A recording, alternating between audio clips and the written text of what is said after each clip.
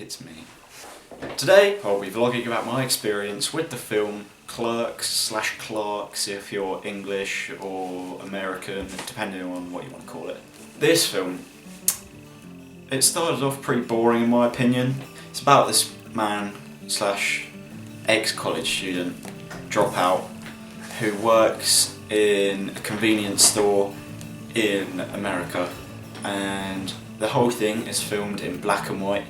Well, the whole film is black and white, and I don't know, it started very boring, but as the film progressed it kind of got a lot better in my opinion. Better is such a bad word to use.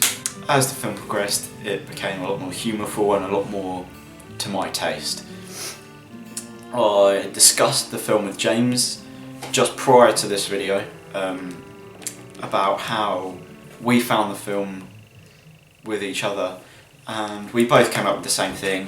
It started very dry and it got a lot more to our taste. It got a lot more humourful and it became a film we kind of started to enjoy towards the end. But being an indie film, the end disappointed us both. This is one thing we settled on immediately. The ending we didn't like. It wasn't definitive.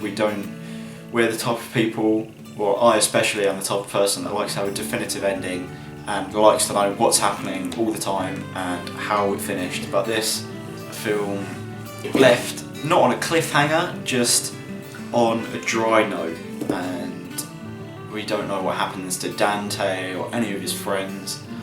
So that was one disappointment about the film. But yeah, being an indie film, obviously had quite a small budget, I imagine. I haven't researched it as of yet, but the whole thing was filmed in this one convenience store apart from several scenes, which was on the roof and at a wake of a funeral, but other than that, they were all pretty much in this convenience store. This being an indie film, Clerks, compared to a film produced by the Big Six, you could tell it was an indie film. You could tell it wasn't a big budget film. There were no big main actors, well-known household names in the film, and they're all relatively young.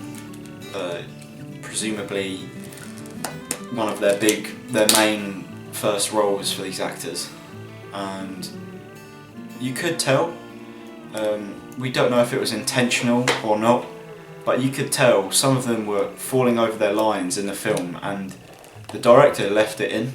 We stumbled across this several times in the film, but that could just be one of those things indie producers do that just make indie films that much different to a film produced by the Big Six companies, corporations and whatnot.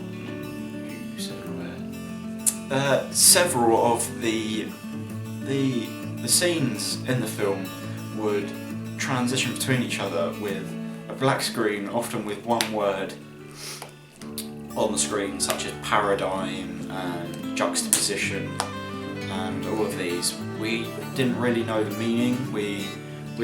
There was probably somewhere in that scene that had something to do with that word, but we were more analysing just the fact that it was an indie film, not going into the mise-en-scène and cinematography, editing and sound of it all too much.